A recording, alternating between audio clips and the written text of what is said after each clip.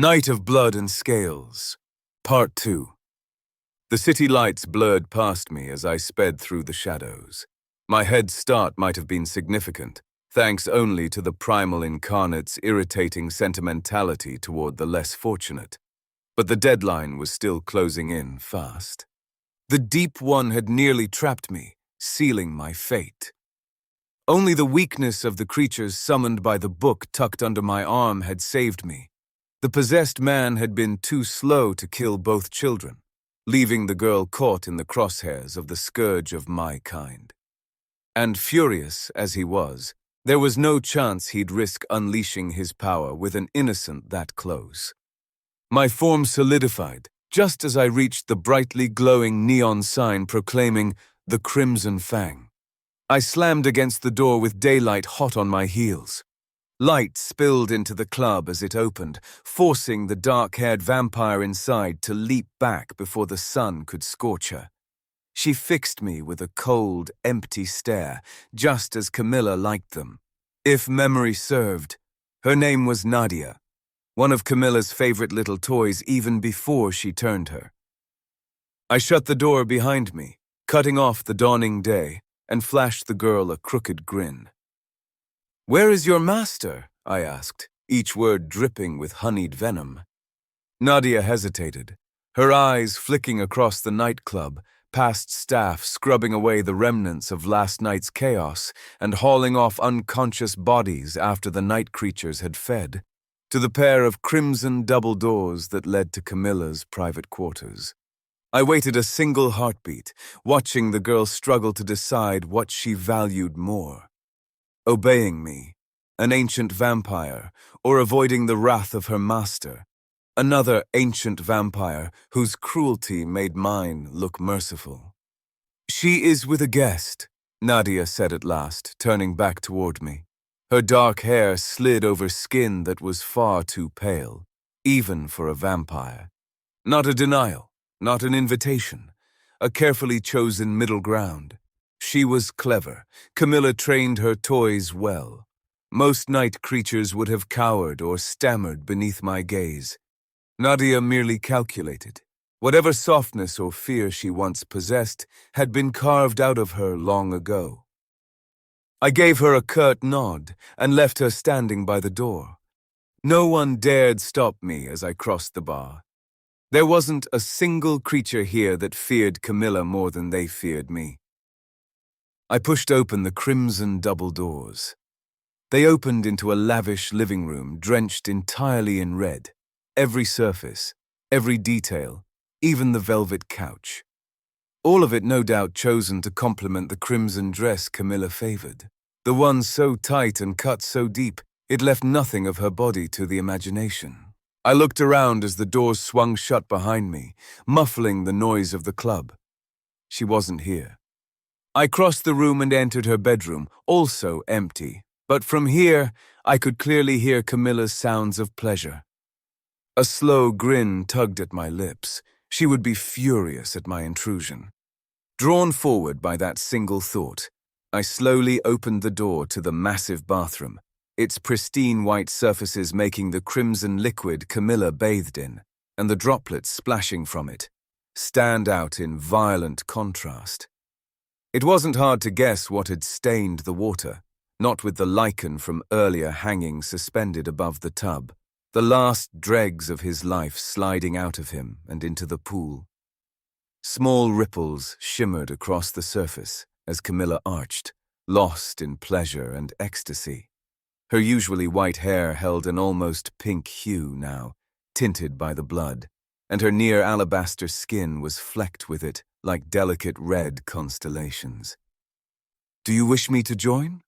Or should I return later?" I drawled. Camilla snapped upright, fixing me with a furious glare. "As if I would ever allow your filthy hands on me, Vlad," she sneered. I opened my mouth to respond, but froze as another head surfaced from the water. Whatever I meant to say lodged itself in my throat. "Something wrong, Impaler? Cat got your tongue?" the man said, his eyes, and the faint pink streaks in his hair, glowing with power. He leaned back against the opposite side of the tub from Camilla, resting his arms along the rim. Crimson rivulets trailed down the porcelain and pooled across the floor. "No, Adrian. Apparently a succubus has," I said dryly, forcing my composure back and reminding myself why I'd come. Adrian only flashed me a wide, wicked grin. Camilla hissed in annoyance and rose from the tub, blood streaming off her alabaster skin in thick sheets. "Well, Vlad, if your sole purpose was to ruin my pleasure, then—" She cut herself off. Her gaze had fallen to the book tucked beneath my arm. "That is," she breathed, "the Necronomicon, the Unspeakable One's forgotten grimoire." I finished for her. Camilla's eyes snapped to mine, her expression impossible to decipher: surprise, shock, hunger, or some darker emotion entirely. She didn't move. It was as though she'd momentarily forgotten she stood bare before me, forgotten the ecstasy she'd been drowning in minutes ago, forgotten how violently I'd intruded. "I thought that was just a rumor, a fairy tale." Adrian's voice rose from the tub, sharper now, stripped of its earlier lazy drawl. He was no longer lounging. Even he knew what that book meant. I turned, already preparing to leave. "Camilla, I will be returning home. I'll call upon your little pet soon." "She is mine!" Camilla hissed, her eyes flaring blood red with rising fury. I gave her a slow grin over my shoulder. That girl is the only one Grimlock trusts. And with that, I left them. Sunlight washed over me the moment I stepped out of Camilla's club.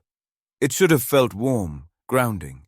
Instead, it made every sound too sharp, every movement painfully clear, as though the world itself was stretched thin and vibrating.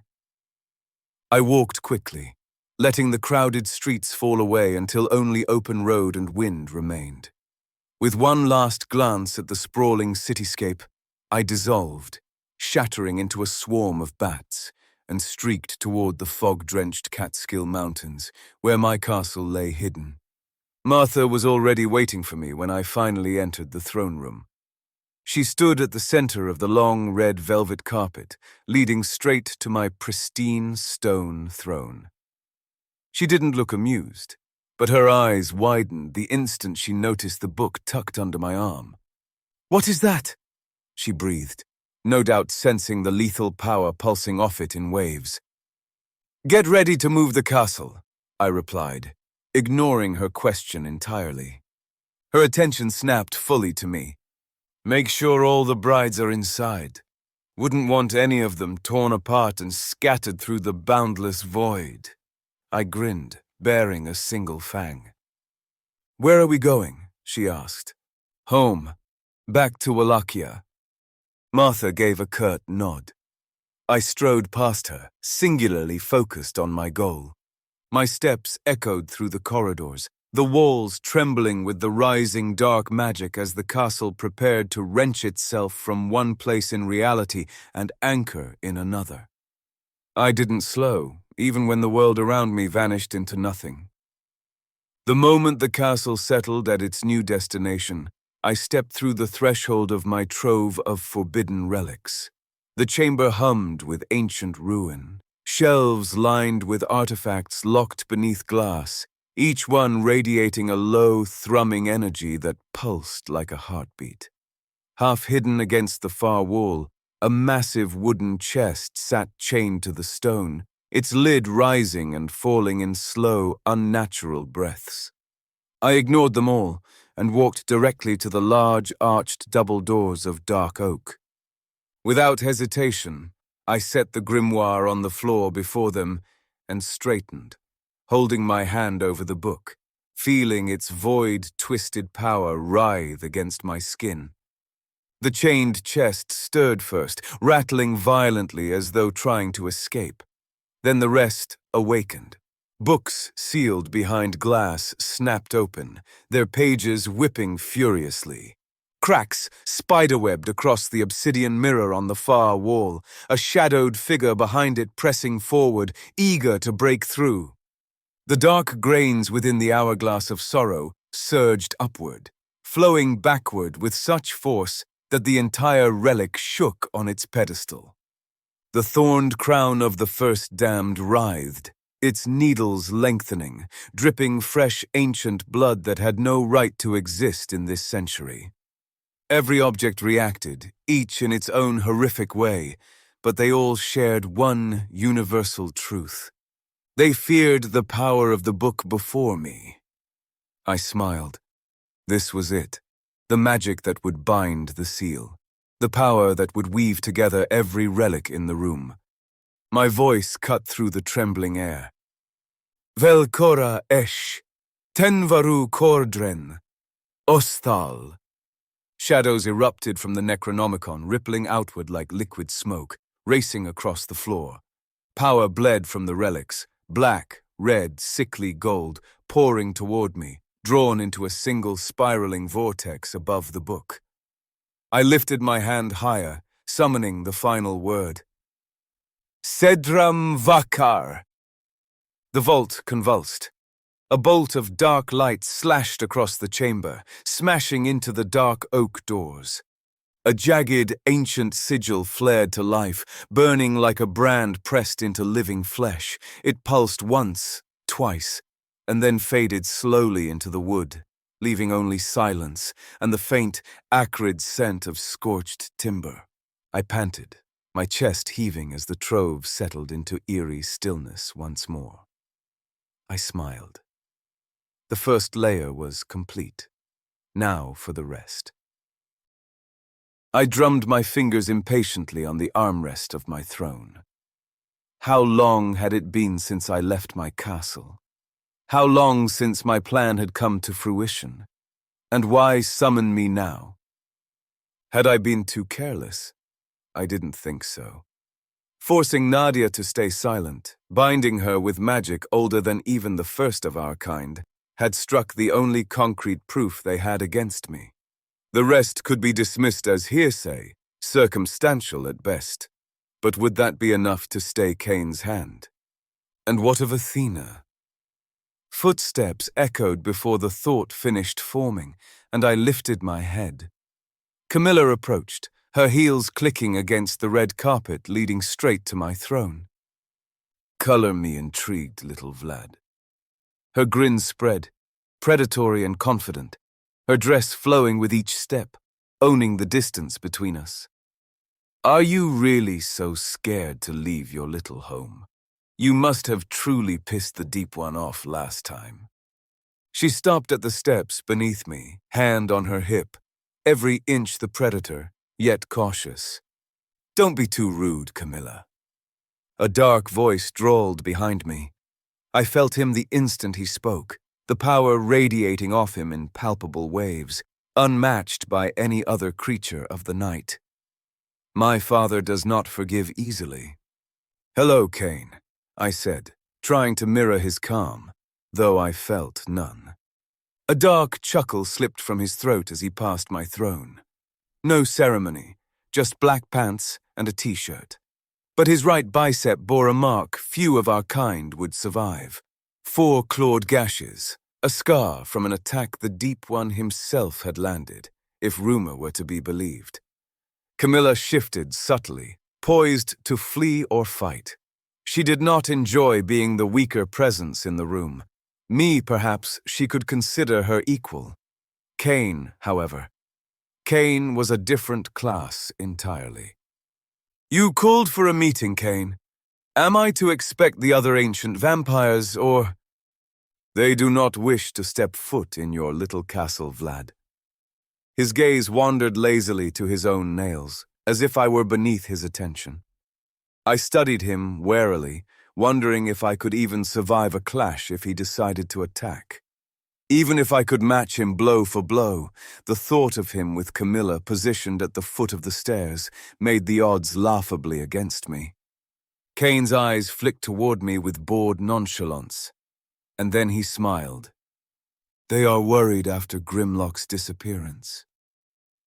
A vision of another night flashed in my mind. Grimlock standing before the prison I had forged for him, rage flaring in his eyes at the betrayal. Pink chains wrapped his neck and wrists, yanking him into the void as his true form tore free, revealing the horror beneath. Purple, leathery skin, 3 long, bent legs holding up a towering, shifting body, an elongated head, smooth and unnatural, rippling like stretched flesh, and the mouth, a crosswise slit splitting the skull, lined with dripping black teeth that gleamed like oil in darkness. Grimlock was no vampire. "Do they truly believe anyone would dare attack if the entire council were gathered?" I asked, flicking a casual hand. Kane's smile widened, slow, knowing, cutting straight through me. "You were the last to see him, my dear Vlad." I curled my fingers around the arms of my throne and rose, every movement deliberate, predatory. Dark power spilled off me unchecked, flooding the room like smoke from a burning world. "Are you insinuating I had something to do with his disappearance?" I snarled. "Grimlock was among the oldest, and would be no easy prey." Memories lunged at me. How his power had whipped out in that final instant, slamming me into the floor just before the doors sealed. The agonizing sting of 1,000,000 spectral needles tearing through flesh, wounds that refused to heal, my own blood pooling beneath me as I lay paralyzed, choking on agony and fear. Had it not been for Nadia, and subsequently Athena, finding me and rendering aid, I would not have made it. The sweet echo of Athena's blood still lingered on my tongue as Kane stepped in close. Unafraid, matching my power with his own, centuries of darkness pressing against mine. "Did you?" he asked softly, our faces inches apart, fangs bared, breath stilling between us. Inside my castle, victory was within reach. I knew this. But the exhausting toll of sealing Grimlock lingered in my bones, and even if I recovered, Camilla was still a factor. "Boys, please," Camilla purred as she ascended the steps, tone sweet but tight. "We've already lost 1 council member. If you 2 fight, we'll lose another, and the 3rd will be weakened. That kind of opening is exactly what the other night creatures would—" Her heel slipped. She paled instantly, eyes flaring wide. Kane and I snapped our attention south, far south, toward Africa. Something shifted. The world didn't tremble, it lurched. A violent wrench tore through the air, like reality peeled back and slammed forward again. Power didn't wash over me, it detonated. A shockwave that punched through bone, burrowed beneath skin, and carved along every nerve like molten glass. My lungs seized. My vision broke into stuttering fragments. For a heartbeat, I couldn't tell if I was standing or if the earth simply refused to let me fall. And it wasn't only me. Kane, unshakable, ancient Kane, stumbled, his power flared in jagged, uncontrolled pulses. Camilla stood trembling. Their instincts were screaming as loudly as mine. I had never seen either of them falter. Not like this, not shaking. The world had changed in an instant. And every instinct in me whispered that whatever caused it was beyond us. Kane went pale, paler than any vampire had a right to be, color draining from his immortal face as centuries of composure shattered in one heartbeat. His throat worked, tight and stubborn, and yet no sound came. Even he was trembling, as if the force that struck us had reached into his bones and twisted. I could sense it before he spoke, a deep, primal fear that even the strongest of us rarely tasted. It slithered through me, cold and insistent, curling around my spine like living shadow. Then, a whisper, a breath that didn't dare disturb the air. He spoke the one word that made my blood halt. "Uncle."